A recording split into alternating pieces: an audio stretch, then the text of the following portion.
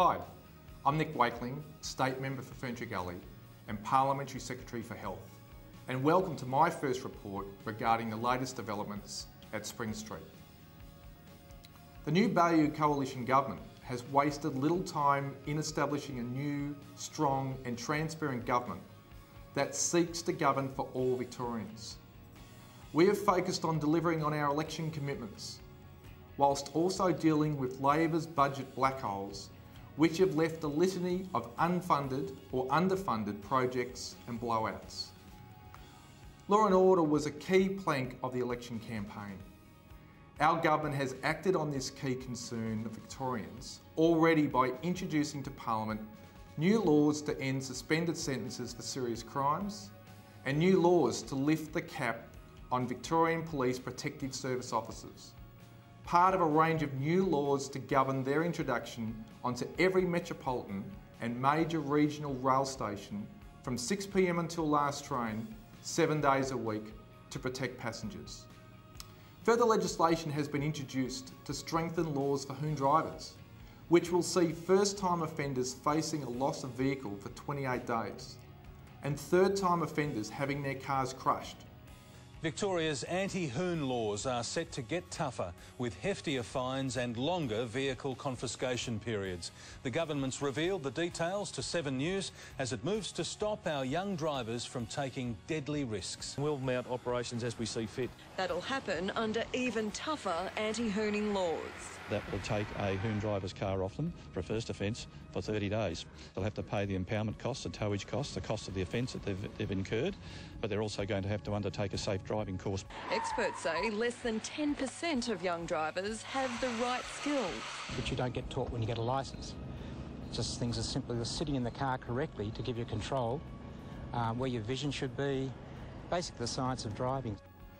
The past 2 months have seen the world dealing with a number of natural disasters, with floods and cyclones in Queensland, fires in Western Australia, the Christchurch earthquake and the tsunami in Japan. Here in Victoria, the Baillieu government has been dealing with the effects of floods that inundated much of northern Victoria in January.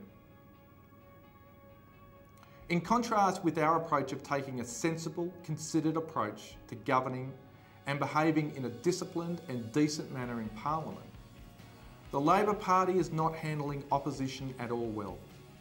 In Parliament, their behaviour has been an appalling display of delay and obstruction, practised by an undisciplined rabble. This was especially evident at the opening of Parliament, when members of the opposition behaved petulantly for the entire day, which stopped many new members from delivering their maiden speeches in front of their families. Or the recent debate of the Protective Service Officer legislation, which the Labor Party criticised in Parliament until 3 a.m, only to turn around and vote in favour of the bill. It is this behaviour that demonstrated to Victorians why Labor lost power. John Brumby and his incompetent and arrogant MPs lost touch with Victorians, and under Daniel Andrews' leadership, nothing has changed.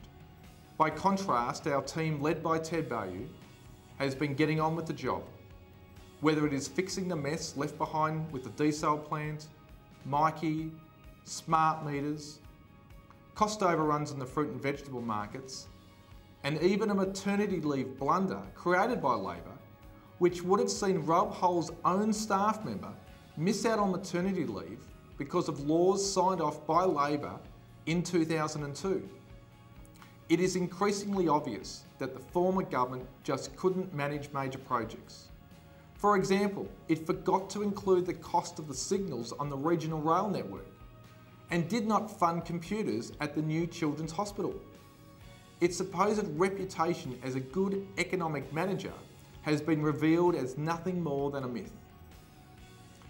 On a solemn note, Parliament was moved to hear the story of Scott and Vanessa Robinson, who agreed to become the public face of Energy Safe Victoria's campaign regarding faulty gas appliances. Scott and Vanessa lost their boys, Chase and Tyler, to carbon monoxide poisoning at their Mooroopna home last year. The state government is focused on delivering on our key election commitments and fixing the economic mess left behind by Labor.